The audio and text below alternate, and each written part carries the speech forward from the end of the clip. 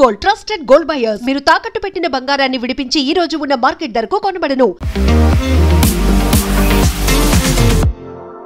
నమస్తే, నేను Kavitha. Welcome to I dream news and నిజాలు.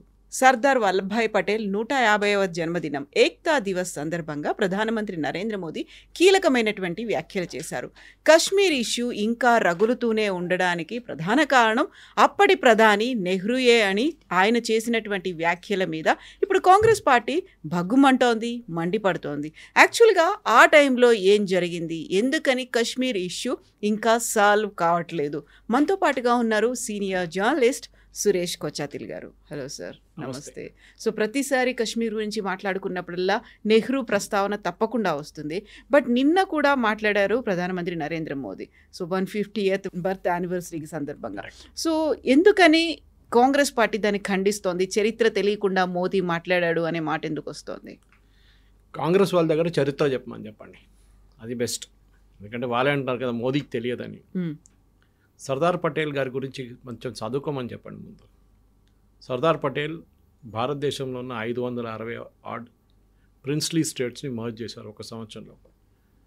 మనందరం అనుకుంటాం 1947లో నెహ్రూ గారు ప్రధానమంత్రిగా ఉన్నారు అని.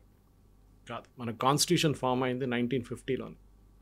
The constitution was adopted in 1950, 26 January. దాన్ని మన రిపబ్లిక్ డే అని మనం వీ సెలబ్రేటెడ్.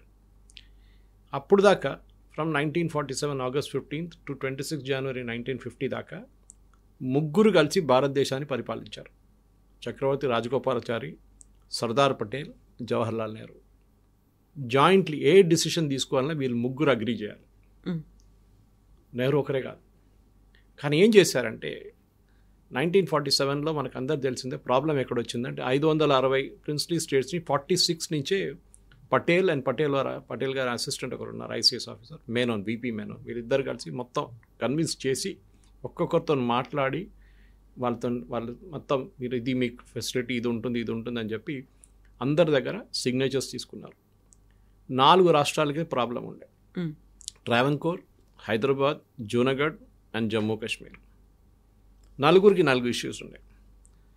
ట్రావెన్కోర్ ఇష్యూ ఏముందంటే అక్కడ ఉన్న దివాన్ ఆయన అగ్రీ చేయలేదు, ఇది నేను అగ్రీ చేయనని చెప్పారు. సో రామస్వామి ఆయన చెప్పారు, నేను పట్టించుకోను, I will not agree for the demand. కానీ ఇది రాజా వాజ్ ఫార్ ఇట్.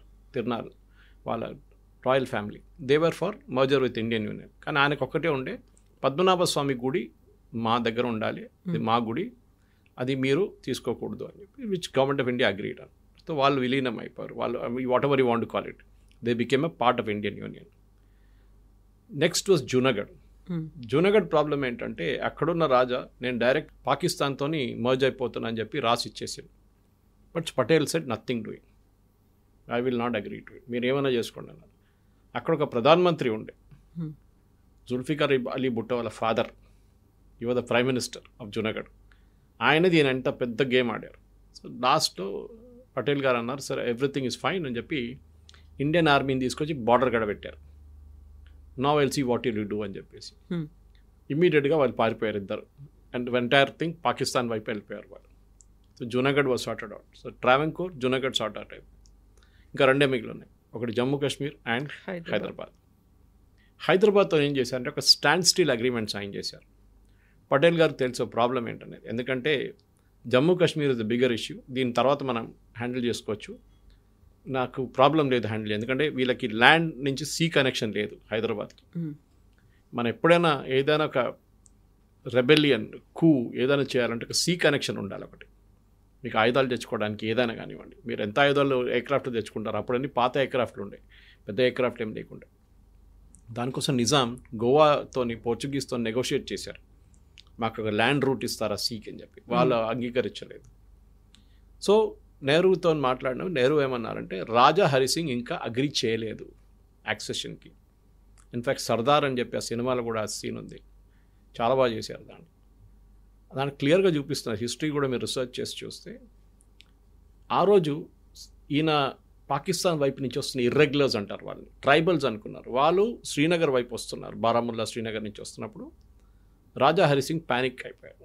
ఇప్పుడు వాళ్ళు వచ్చి క్యాప్చర్ చేసి బహుశా ఈయన కూడా చంపేస్తారనుకున్నారు. ఇమ్మీడియట్గా వీపీ మేనోన్ని పిలిపించి సంతకం పెట్టించుకున్నారు. I forget the army general, he was also, I think Thimmayya garu ఉండేనా ఇంకెవరు ఉండే, some army general was there with them.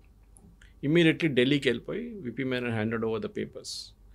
దానికన్నా 2 రోజుల ముందే పటేల్ గారు ఏం చెప్పారంటే మన ఆర్మీని పంపిద్దాం, యాక్షన్ తీసుకోవడం డిఫరెంట్, మన ఆర్మీని జమ్మూ కాశ్మీర్ శ్రీనగర్ వైపు పంపిద్దాం, శ్రీనగర్ ఎయిర్పోర్ట్ ఒకసారి వాళ్ళ చేతిలో పడితే, పాకిస్తాన్ ఇర్రెగ్యులర్స్ చేతిలో పడితే మళ్ళీ మనకి జమ్మూ కాశ్మీర్ ఉండదు. కానీ అది నెహ్రూ గారు అంగీకరించలేదు. రాజగోపాల్ గారు ఇచ్చిన దాని గురించి ఒపీనియన్ గురించి ఎక్కడ నాకు ఎక్కువ దొరకట్లేదు ఇన్ఫర్మేషన్, రీసెర్చ్ చేస్తే కూడా దొరకలేదు. దీనికన్నా ముందు కూడా నేను ఈ సబ్జెక్ట్ మీద మాట్లాడాను ఒకసారి, ఎందుకంటే నేను ఒక టైంలో జమ్మూ కాశ్మీర్ స్టడీ సెంటర్లో ఒక మెంబర్ ఉండే నేను. ఆ టైంలో కూడా మేము చాలా మటుకు ఆర్టికల్ 370 రివోకేషన్ కన్నా ముందు 35A డాక్యుమెంట్ కూడా పార్లమెంట్లో చాలా మటుకు మేము వెళ్ళి సర్చ్ చేసాం, లైబ్రరీ చూసాం, ఆర్కైవ్స్ చూసాం, ఎక్కడ మాకు 35A దొరకలేదు.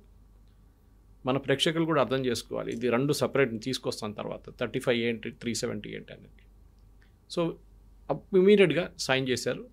అక్కడ ప్రాబ్లం ఏముందంటే, అక్కడ ఇప్పుడు నిన్న మన ఒక తెలంగాణ మంత్రి చెప్పారు, అక్కడ ప్రజలందరూ పాకిస్తాన్ కోరుకుంటున్నారు, రాజాలో కలపాలని కోరుకున్నారు, అందరూ ముస్లింసే ఉన్నారు. ఎక్కడ కోరుకున్నారు? ఆ మంత్రి పొన్నం ప్రభాకర్ గారి దగ్గర అడగాలి, ప్లెబిసైడ్ జరిగిందండి జమ్మూ కాశ్మీర్లో? ఎవరన్నారండి వాళ్ళు పాకిస్తాన్తో చేరుకుంటాను? ఇక్కడ రాసి ఇచ్చారా మీకు? ఎక్కడలేదు. అజంప్షన్ అన్నమాట, వాళ్ళు ముస్లిమ్స్ కదా పాకిస్తాన్కి వెళ్తారని. ఇక్కడేమో హిందువులు హైదరాబాద్లో ముస్లిం కింగ్, అందరు ఇండియాతో కలిసిపోతారు. These are all assumption. Hindu of course Hyderabad was a part of Indian union and will be part అని చాలా అప్పుడే పటేల్ గారు చాలా క్లియర్గా చెప్పారు. కానీ స్టాండ్ స్టిల్ అగ్రిమెంట్ పెట్టుకున్నారు, అంటే మేము ఏం చేయం, మీరు కూడా ఏం చేయకండి ఇప్పుడు అని చెప్పి అప్పుడు 47లో స్టాండ్ స్టిల్ అగ్రిమెంట్ సైన్ చేశారు హైదరాబాద్తో. కానీ జమ్మూ కాశ్మీర్లో ఒక సిచ్యువేషన్ ఏమొచ్చిందంటే, అది మా రాజా హరి సింగ్ అక్కడ అట్లా చెప్పుకుంటూ పోతే పొన్నం ప్రభాకర్ గారు గుర్తుపెట్టుకోవాలి, ద సేమ్ ప్లేస్ వాస్ ఒక హిందూ కింగ్డమ్ ఉండే ముందు అక్కడ. ఆదిశంకరాచార్యులు అక్కడ దాకా ఎందుకు వెళ్ళారు మీరు గుర్తుపెట్టుకోండి. కండహార్ అని చెప్పి ఆఫ్ఘనిస్తాన్లో ఒక ప్లేస్ ఉంది, కండహార్ పేరు ఎట్లా వచ్చిందండి. అట్లనే చాలా మటుకు చెప్పుకొస్తే Jammu Kashmir was a Hindu kingdom చాలా సంవత్సరాలు. కానీ దాని తర్వాత కన్వర్షన్స్ జరిగింది, ఆఫ్ఘాన్ వైపు నుంచి వచ్చిన వాళ్ళు అక్కడున్న పాపులేషన్ని కన్వర్ట్ చేశారు. చాలా మటుకు వ్యాలీలో జమ్మూ వైపు చేయలేకపోయారు వాళ్ళు. దానికోసం ఇప్పుడు కూడా Jammu is a majority Hindu part of it. So Ponnam Prabhakar గారు మాట్లాడుతున్నప్పుడు జమ్మూ కాశ్మీర్లో హిందువులు కూడా ఉండే చాలా. In fact the population of Jammu was more than Kashmir valley. కానీ అది షేక్ అబ్దుల్లా నెహ్రూ కలిసి ఆడిన ఒక గేమ్. తర్వాత wheel bring it up later. So first correction, mister Ponnam Prabhakar గారు, అక్కడ ముస్లిం ప్రజలు అని ఎక్కడ లేదు, ముస్లిం మెజారిటీ అని ఎక్కడ లేదు. It was Hindu Jammu and Kashmir was Muslim. ఇప్పుడు కూడా అంతే ఉంది చూడండి మీరు.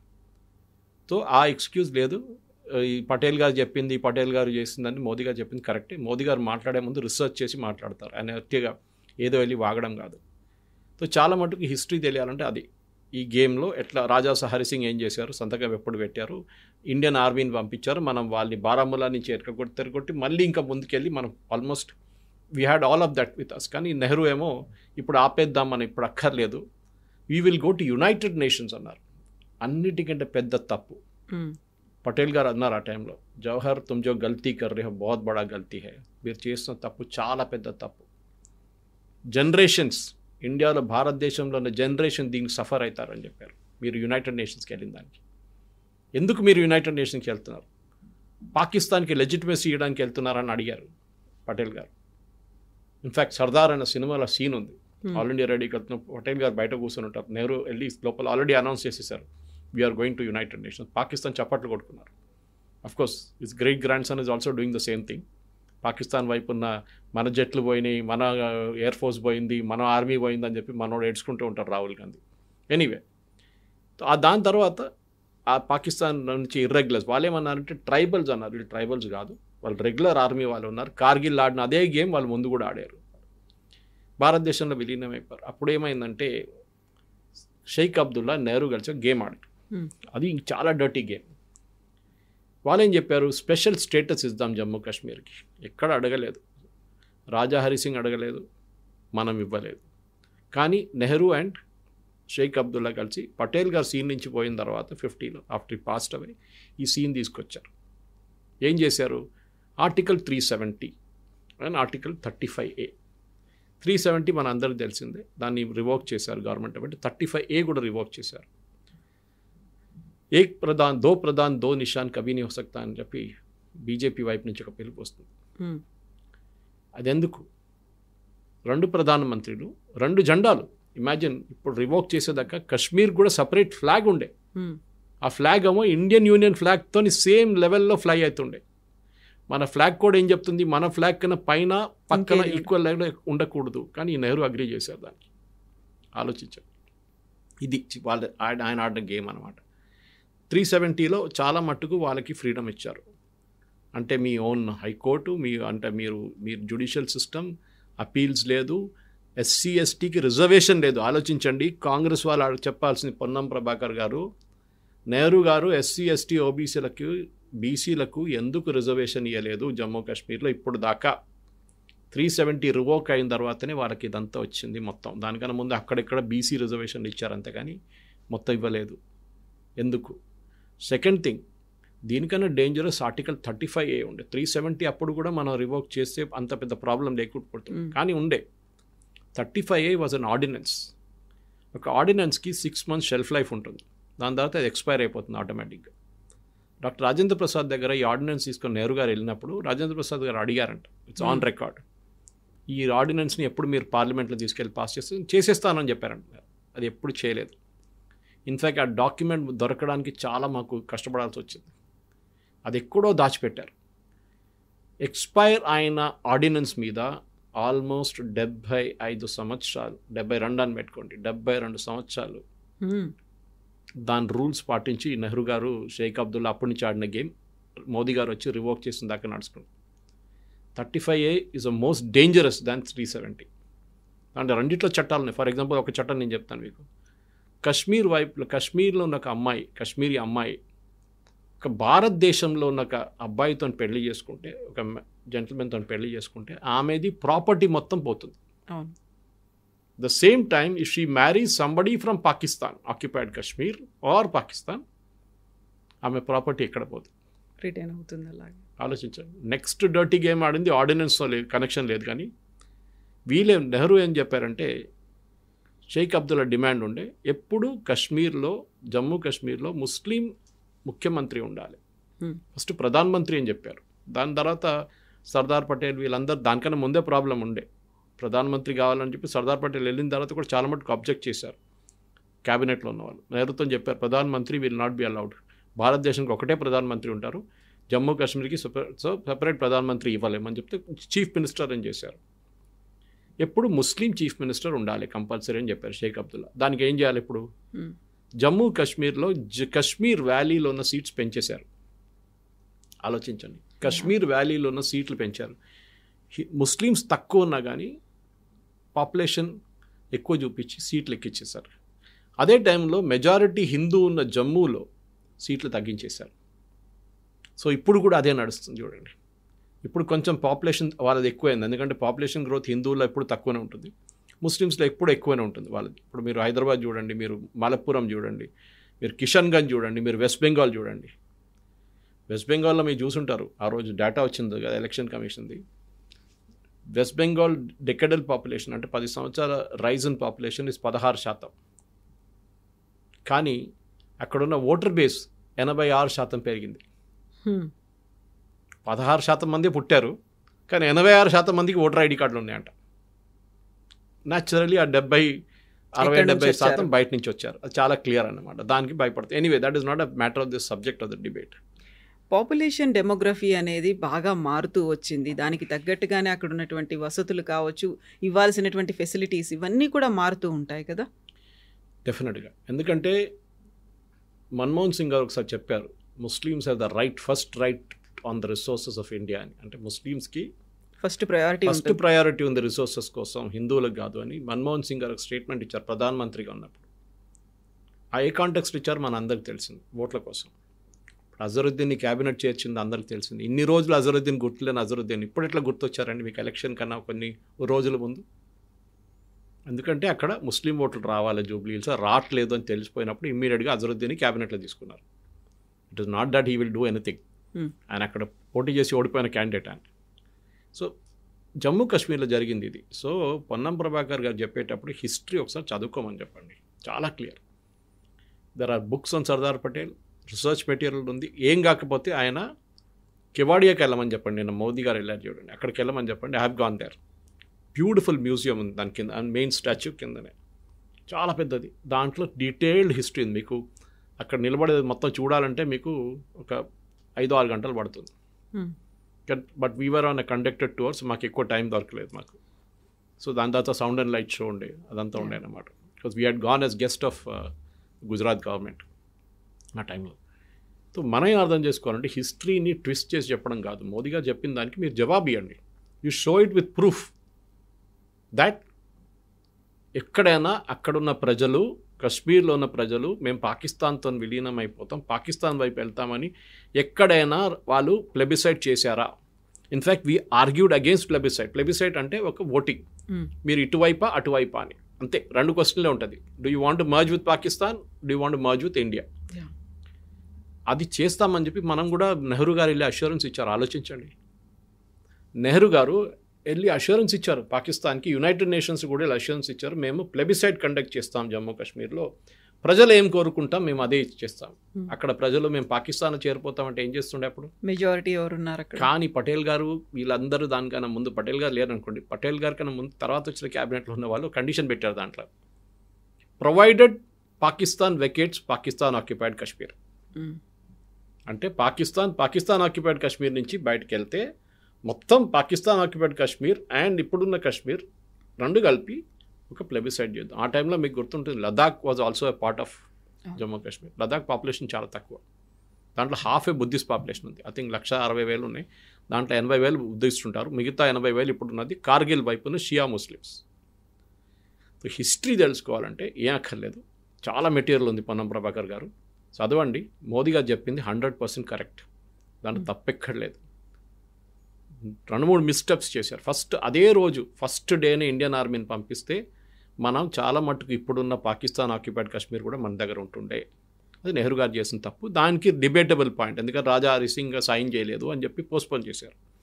ఫస్ట్ అబ్జెక్ట్ చేసిన మనిషి పటేల్ గారే, ఈవెన్ రాజగోపాల్చారి కూడా అబ్జెక్ట్ చేశారు. కానీ సరే మనం వెయిట్ చేద్దాం, ఇంకా 2 రోజుల తర్వాత సైన్ చేస్తా అన్నారు కదా, చూద్దామని చెప్పి అప్పుడు దాకా పాకిస్తాన్ వాళ్ళు వచ్చేసారు మన వైపు. I told you the rest of the history about that. కానీ ఇది ఇప్పుడు కూడా కాదు, అన్నిట్లో కూడా వీళ్ళు పటేల్ గారు రోల్ హైదరాబాద్ గురించి చెప్తున్నప్పుడు కూడా ఇప్పుడు కూడా చూడండి, ఓవైసీ కూడా చెప్తున్నారు. సుందర్లాల్ కమిషన్ ఏదో కమిషన్ పెట్టారు, దాని తర్వాత ముస్లిమ్స్ ఎక్కువ చనిపోయారంట. ఇది రజాకార్ మీద చేసిన దాడిని పోలీస్ యాక్షన్ అని మనం పిలిచాం. ఎందుకంటే ఇంటర్నేషనల్ లెవెల్లో మన ఒక ఆర్మీని పంపిస్తే హైదరాబాద్ లోపలికి, అప్పుడున్న హైదరాబాద్ స్టేట్ లోపలికి, అది ఒక పెద్ద ప్రాబ్లం అయిపోతుంది డిప్లొమాటిక్లీ. సో పటేల్ గారు ఒక స్మార్ట్ మూవ్లో ఏం చేశారంటే దాన్ని పోలీస్ యాక్షన్ అని పిలిచారు. పంపించింది ఆర్మీనే, మన అందరు తెలుసు. రంజిత్ సింగ్ జీ ఆయన overall command, general JN Chaudhuri was the one to surrender. ఇక్కడ బెజవాడ వైపు నుంచి, మెడ్రాస్ వైపు నుంచి, సోలాపూర్ వైపు నుంచి అండ్ నార్త్ ఆఫ్ హైదరాబాద్ నుంచి వచ్చారు ట్రూప్స్ అంతా. మెడ్రాస్ వైపు నుంచి కూడా వచ్చారు. 5 Rudra, I think was general Rudra was leading 1 platoon, major Rudra. And ఇంకోవైపు నాకు గుర్తు 2 ఉన్నారు, సపరేట్ మేజర్ జనరల్స్ ఉన్నారు, వాళ్ళు లీడ్ చేశారు. But general JN Chaudhuri surrender తీసుకున్నారు పరేడ్ గ్రౌండ్లో September 17, 1948కి. కానీ హిస్టరీ గురించి మాట్లాడుతున్నప్పుడు మోదీ గారు ఆ రోజు చెప్పిన దానికి సర్దార్ పటేల్ కాంట్రిబ్యూషన్ గురించి మాట్లాడుతున్నారు.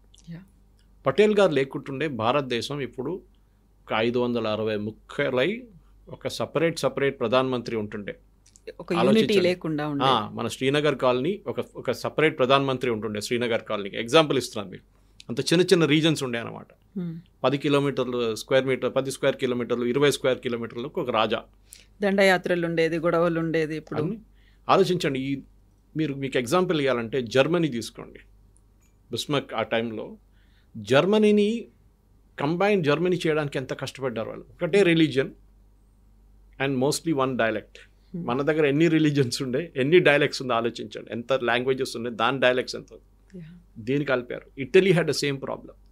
చాలా టైం తీసుకున్నారు వాళ్ళు. And here Patel and Menon ఇద్దరు కలిసి 1 సంవత్సరం లోపలే మొత్తం కంప్లీట్ చేశారు. ఆయన క్రెడిట్ ఇవ్వకుండా ఈ నెహ్రూ గారు క్రెడిట్ ఇవ్వడం ఏంటండి? మన అందరికి తెలిసింది. ఆ రోజు కాంగ్రెస్ వర్కింగ్ కమిటీలో దానికన్నా ముందు జరిగిన ఓటింగ్లో, 1947 కన్నా ముందు జరిగిన ఓటింగ్లో ఎవరు ప్రధానమంత్రి కావాలని చెప్పి చాలా క్లియర్గా పటేల్ గారికి ఓట్లు వచ్చినాయని, నెహ్రూ గారికి రాలేదు. అప్పుడు కూడా మహాత్మా గాంధీ గారు పటేల్ గారిని పిలిచి, మీరు పక్కన జరిగిపోండి, I want Jawahar to become the prime minister అంటే ఓకే అని చెప్పారు. అని ఆలోచించండి, ఇంత ఇప్పుడున్న పాలిటిక్స్లో అది అస్సలు జరగదు. ఆ టైంలో హీ వాజ్ సో మెగ్నానిమస్, సరే దేశేదం కోసం మీరు చెప్తున్నారు కదా నేను పక్కన జరిగిపోతాను.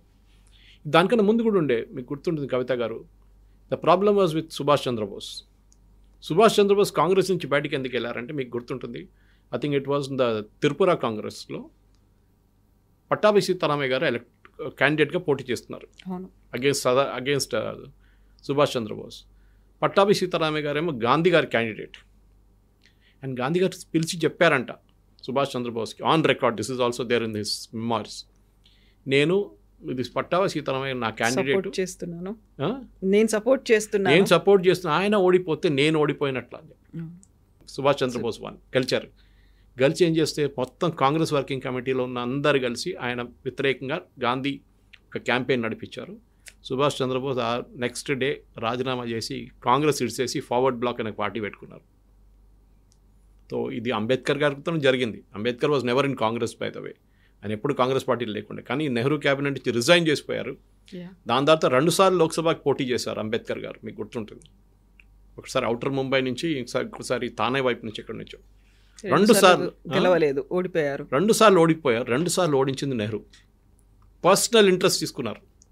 సెకండ్ టైం పాపం ఆయన సెక్రటరీగా ఉన్న, ఆయన పర్సనల్ అసిస్టెంట్గా ఉన్న ఒక మనిషిని తీసుకొచ్చి కాంగ్రెస్ క్యాండిడేట్గా పెట్టారు అంబేద్కర్ గారు.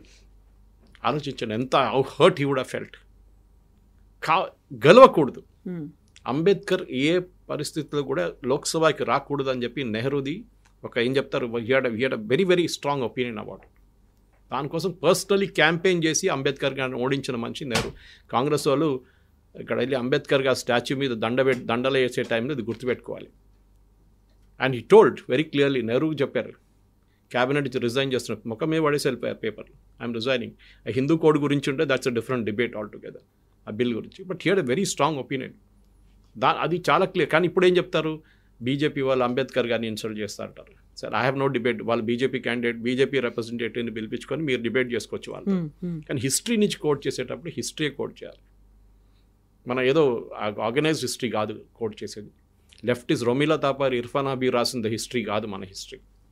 ఆ నిజమైన హిస్టరీ ఇప్పుడు బయటకు వస్తుంది. ఆ హిస్టరీలో కూడా మీరు రీసెర్చ్ చేస్తే చాలా మట్టుకు, ఎస్పెషల్లీ సుభాష్ చంద్రబోస్ మీద చాలా ఉన్నాయి మెటీరియల్, పటేల్ గారి మీద చాలా మెటీరియల్ ఉన్నాయి.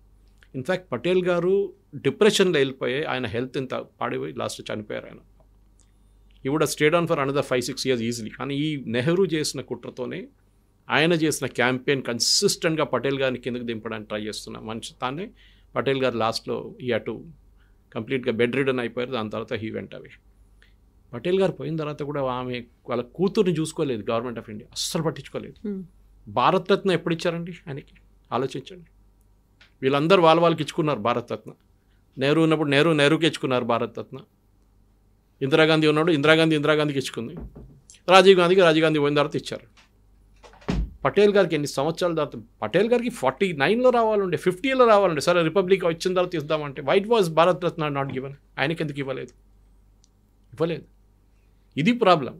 సో మన హిస్టరీలో కూడా కరెక్ట్ చేసేటప్పుడు పొన్నం ప్రభాకర్ గారు కానీ ఎవరైనా కానీ, and I'm ready to SIT with him across the table, ఒక న్యూట్రల్, ఒక ఏం చెప్తారు, ఒక డిబేట్, ఒక పర్సన్ తీసుకొచ్చి న్యూట్రల్ ప్లాట్ఫామ్ మీద I'm ready to debate him point to point, fact to fact.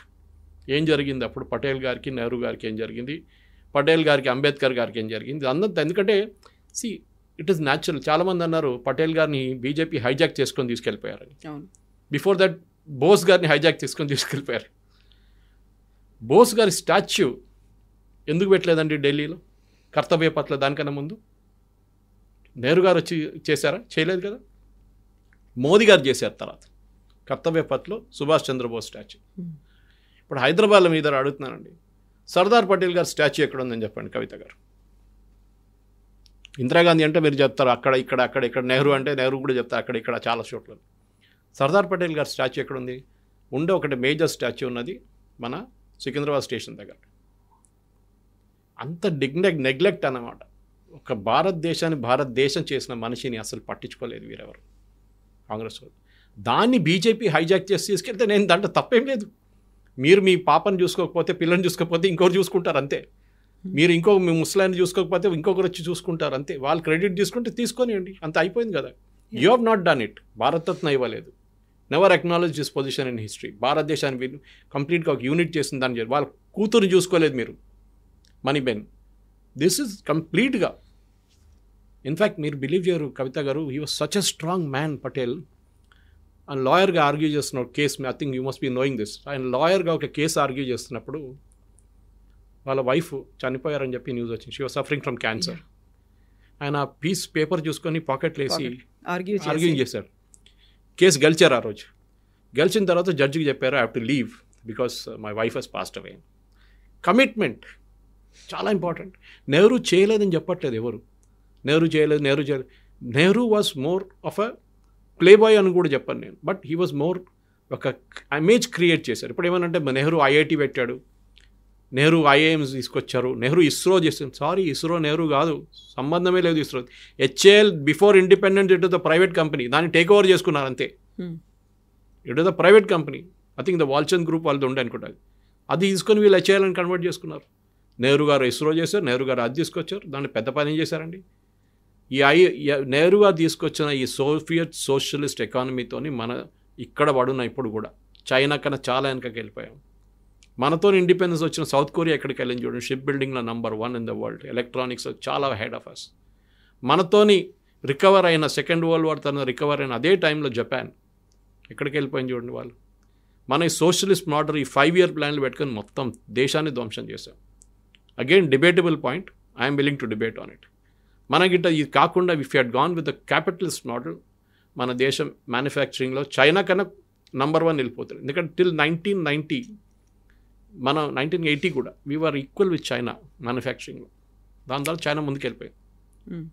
China మనకన్నా చాలా కింద తక్కువ ఉండే మనది ర్యాంకింగ్ చైనాది. వాళ్ళు బిల్డప్ చేసుకొని వచ్చారు 60s తర్వాత, వాళ్ళ ద కల్చరల్ రెవల్యూషన్ జరిగిన తర్వాత, దాని తర్వాత వాళ్ళు జరిగిన క్యాపిటలిస్ట్ మోడ్లో వెళ్ళిపోయిన తర్వాత, అప్పుడు మావో తర్వాత జరిగిందా దాంట్లో China has gone far ahead of us. హిస్టరీలో తప్పులు జరిగితే తప్పులు అయిందని చెప్పడానికి గట్స్ ఉండాలి. అది కాంగ్రెస్ వాళ్ళు భయపడుతుంది. పొన్నం ప్రభాకర్కి ఏం ప్రేమ లేదు పటేల్ గారితో, కానీ అక్కడ ఢిల్లీలో అటెండెన్స్ పెట్టించుకోవాలి కదా. రేపు మినిస్టర్షిప్ ఉండాలో ఏముండాలంటే ఢిల్లీలో పాట పాడాలి. చూడండి, నేను మోదీ గారిని తిట్టాను, ఆయన పటేల్ గారి గురించి చెప్తే నన్ను గుర్తుపెట్టుకోండి, నెక్స్ట్ క్యాబినెట్ ఎక్స్పాన్షన్ వస్తుంది, నాకు ఒక ప్రమోషన్ ఇవ్వండి అని చెప్తా. దానికోసం ఇంకేం లేదు వాళ్ళకి. మీ హిస్టరీ గురించి మాట్లాడినప్పుడు హిస్టరీ అనేది ఎందుకని ఒక కన్స్ట్రక్టివ్గా లేదంటారు? ఎవరి పర్సెప్షన్లో వాళ్ళు ఎందుకు చెప్పుకుంటున్నారు, నాకు ఇది నచ్చింది అంటే ఇది నచ్చలేదు అనేది ఇన్ని రకాల వర్షన్స్ ఎందుకు? హిస్టరీ జరిగినట్టుగా ఎందుకని మనకు కనిపించట్లేదు, ఎందుకని మనం వినలేకపోతున్నాం? ఇంగ్లీష్లో ఒక సేయింగ్ ఉంది Kavitha garu, till the lion learns to write, hunter will be always the right. ఏ రోజు సింహం రాయడానికి నేర్చుకుంటుందో ఆ రోజు దాకా హంటరే చంపారు, హంటర్ గెలిచారు. మన దేశంలో పుస్తకాలు ఎక్కడైనా టిల్ విక్రమ్ సంపత్ అండ్ మానోషి సిన్హా రాసిన అప్పుడు దాకా మన దేశంలో యుద్ధాలు గెలిచిన రాజులు రాణి గురించి ఎక్కడైనా విన్నారా మీరు? రాణి అబ్బక్క గురించి విన్నారా? మన దగ్గర ఉన్న హిస్టరీ ఏంటంటే ఇర్ఫాన్ హబీబు, ఈ లోమినా తపర్ రాసిన బ్రిటిష్ వాళ్ళు రాసిన హిస్టరీలు ఏంటంటే మన రాజులు రాణులు అన్ని యుద్ధాలు ఓడిపోయారు. ఇక్కవైపు నుంచి బ్యాటిల్ ఆఫ్ ప్లాసీ నుంచి ఇటువైపు ఉన్న ఏ యుద్ధం చూడండి మనం ఓడిపోయాం, భారతదేశం ఓడిపోయారు. లేదండి, we one a lot of wars. Shivaji గారిని ముట్టలేకపోయారు ముఘల్స్. ఇటువైపు ఏమో రాజస్థాన్లో ఉన్న రాజ్పుత్స్, ఇటు మన దగ్గర ఉన్న సౌత్లో ఉన్న విజయనగర సామ్రాజ్యం కానీ, చాళుక్యాలు కానీ, చోలాస్ కానీ చాలా ఉన్నాయి. అస్సాం వైపు ఉన్న అహోం రాజులు 800 సంవత్సరాలు కాలు పెట్టినలేదు ఒక ముఘల్ని అక్కడ. ఎవరైనా ముఘల్స్ అని కాదు, ఎవరినైనా. అది వాళ్ళతో ఉండే. రాణి అబ్బక్క ఫ్రమ్ ఉల్లాల్, కర్ణాటక. నేను చాలాసార్లు మాట్లాడాను ఆమె గురించి. బ్రిలియంట్. కానీ మన దగ్గర ఏంటంటే హిస్టరీ ఆపెట్టేశారు. We are a nation of losers అని చూపిస్తున్నారు. No, we are not a nation of losers. మనం చాలా గెలిచాం. విక్రమ్ సంపత్ గారు బ్యూటిఫుల్గా రాశారు. ఇన్ఫ్యాక్ట్ ఆయన first volume Subhash Chandrabose volume రాసిన తర్వాత ఒకరోజు ఇక్కడ పార్క్ హోటల్లో కూర్చొని మేము ఇద్దరు మాట్లాడుతున్నాం. I picked him up from the airport. ఒక ఫంక్షన్ ఉండే ఇక్కడ. అప్పుడు మాట్లాడుతున్నప్పుడు ఆయన అడిగారు, Suresh what should I right next అని అడిగారు నా దగ్గర. అప్పుడు నేను చెప్పాను, సార్ హిస్టరీ రాయండి సార్, మన హిస్టరీని కరెక్ట్ చేయండి అని చెప్పాను. ఏంటంటే మనం we have won battles which Britishers are never return. Kavitha garu, the world's biggest naval battle took in Travancore. Dutch navy అంటే ఆ టైంలో అన్నిటికంటే పవర్ఫుల్. అప్పుడు ఈస్ట్ ఇండియా కంపెనీ ఇంకా ఇండియాకి రాలేదు. డచ్ వర్ రూలింగ్ సిలోన్, ఇండోనేషియా, ఫిలిప్పీన్స్ మొత్తం వాళ్ళ చేతిలో ఉండే. వాళ్ళు భారతదేశాన్ని కాన్కర్ చేయడానికి ట్రై చేస్తున్నప్పుడు మార్తాండ వర్మ వాళ్ళ నేవీతోనే బ్యాటిల్ జరిగింది, డచ్ వాళ్ళది. చాలా పెద్ద నేవల్ బ్యాటిల్ ఉంది. ఇప్పుడు కూడా మీరు మిలిటరీ స్కూల్స్కి వెళ్తే మీకు కనిపిస్తుంది biggest naval battle in history ఆ టైంలో. అండ్ మార్తాండ వర్మ వాళ్ళు గెలిచారు, వాళ్ళ నేవీ గెలిచారు. ఎస్టుసే డెసోయ్ అని ఆయన పేరు నాకు exactly I'm not able to pronounce his name. You the chief of the naval, Portuguese అప్పుడున్న డచ్ నేవీ. ఆయన తీసుకొచ్చి కమాండర్ ఇన్ చీఫ్ చేశారు మార్తాండ వర్మ, ఆయన ఆర్మీది. ఆలోచించండి. So we one the war, but ఎక్కడ చూపించలేదు. ఇప్పుడు కూడా మీరు కన్యాకుమారి దగ్గర ఒకటి ఉంది, బ్యాటిల్ ఆఫ్ కొలాచల్ అని కనిపిస్తుంది, పెద్ద స్తూపం ఉంది. That is where it was. అక్కడే సరెండర్ జరిగింది, బ్యాటిల్ ఆఫ్ కొలాచల్.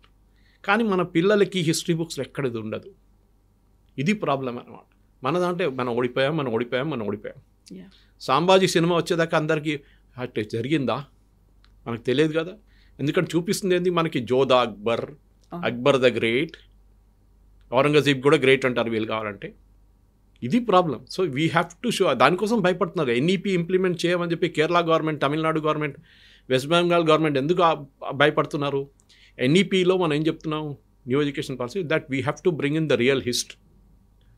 ఆ రియల్ హిస్టరీ నేర్పించకపోతే దానికోసం చూడండి, బ్యాటిల్ ఆఫ్ హైఫా అని వింటారు మీరు కవిత గారు. ఇజ్రాయెల్లో ఉన్న, అప్పుడు ఆటోమన్ ఎంపైర్ కింద ఉన్న ఒక place Haifa, today it is in Israel. దాన్ని లిబరేట్ చేసింది అప్పుడున్న Indian army under the British. Haifa liberate, చాలా ఇంపార్టెంట్ బ్యాటిల్ ఉండేది. ఆటోమన్ ఎంపైర్ దాని తర్వాత మొత్తం కొలాప్స్ అయిపోయింది. ఆ బ్యాటిల్లో మన పుస్తకాలు ఎక్కడ లేదు. తీన్మూర్తి మార్గ్ అని నెహ్రూ గారు ఒక పెట్టారు. Actually it is now called Haifa Chowk. Modi గారు వచ్చిన తర్వాత పేరు మార్చారు. తీన్మూర్తి కాదు, అది హైఫా చౌక్. అది ఇజ్రాయేలీ టెక్స్ట్ బుక్స్లో దాని గురించి ఉంది, that Indian army liberated Haifa. మన టెక్స్ట్ బుక్స్లో ఎక్కడ లేదు. ఎందుకండి? Why are we ashamed of it? ఇది నాకు అర్థం కాదు. మనం గెలిచిన యుద్ధాలు ఒక్కొక్క ప్లేస్లో, ఒక్కొక్క స్కూల్లో, ఒక్కొక్క కాలేజ్లో చెప్పాల్సిందే.